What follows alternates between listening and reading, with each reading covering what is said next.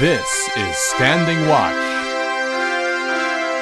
And now, Evangelist Norbert Link.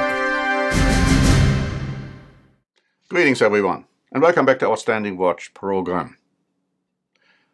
Do you realize that Europe is developing into a superpower?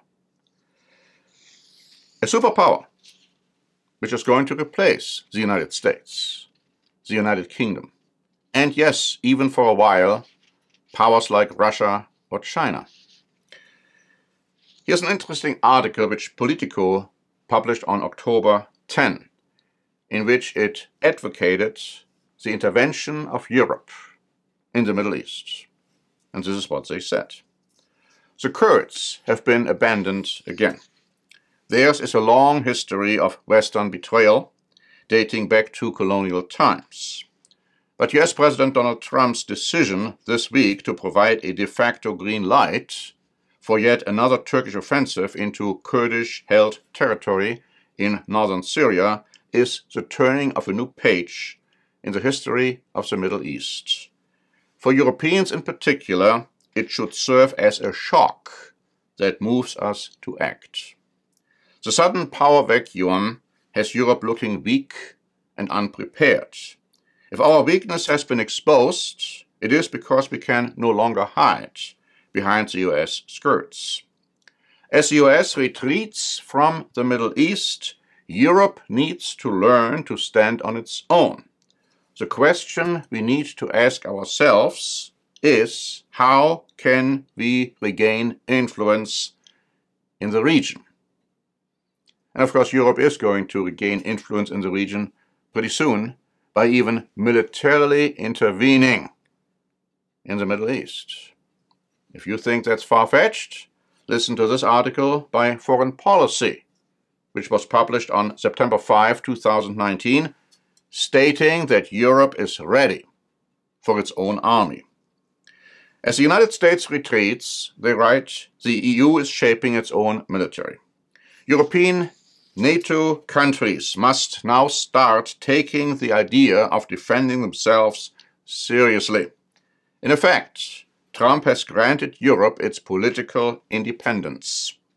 European leaders, foremost among them French President Emmanuel Macron and German Chancellor Angela Merkel, have grasped the new reality with a speed that should alarm policymakers in Washington. Some quarters of Europe have long aspired to a continental military force. France has been the first to call for the formation of a European army. Most other Western European countries agree, and most significantly, Germany agrees. The union of the two is a game changer. And then Deutsche Welle published several articles today, November 7, speaking about the Germans and the French demanding that Germany and Europe control their military destiny. Here is what they wrote. German Defense Minister Annegret Kramp-Karrenbauer, AKK, said in a speech delivered Thursday at the Bundeswehr University in Munich that allies are increasingly asking for Berlin to play a proactive role in global security. She pledged to boost defense spending to eventually make Germany the third largest defense spender in the world, behind the US and China. In an earlier interview, she urged Berlin to take an increasingly active role in military engagements abroad.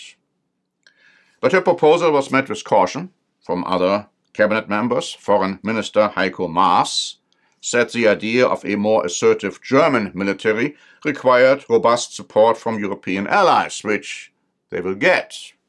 He said, we as part of Europe play a leading role in competition between superpowers. The article goes on to say that French President Emmanuel Macron has called on European allies to wake up to the realities of the transatlantic alliance before it is too late. What we are currently experiencing is the brain death of NATO, Macron said in an interview. The French president warned that Europe will no longer be in control of our destiny if it fails to recognize its strategic relevance as a geopolitical power. But Europe is recognizing it already, and they are building a European army, which they are going to use to intervene in the Middle East, amongst other things.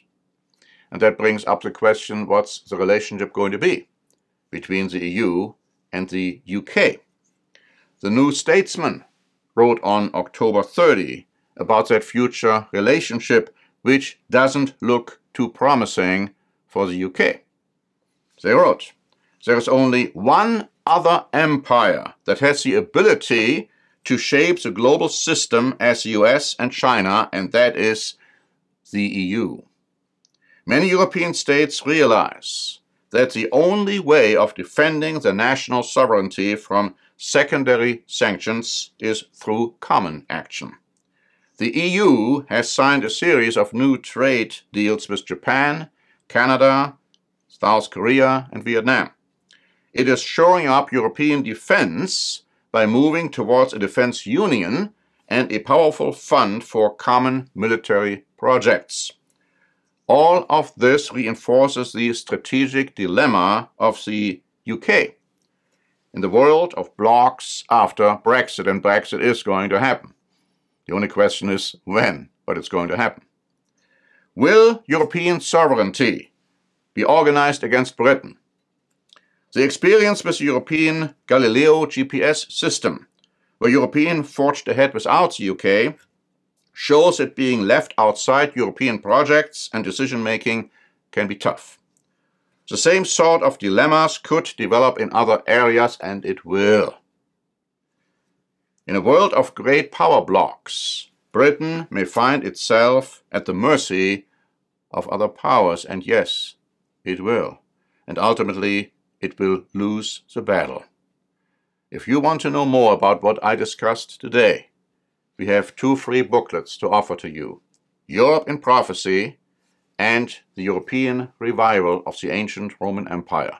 Just ask for Europe in Prophecy and the European Revival. And if you have not read those booklets already, then these booklets will open your eyes. The time is short. Biblical prophecy is marching on. You should know what is going to happen very soon. Thank you very much for listening. This is Norbert Link for the Standing Watch program.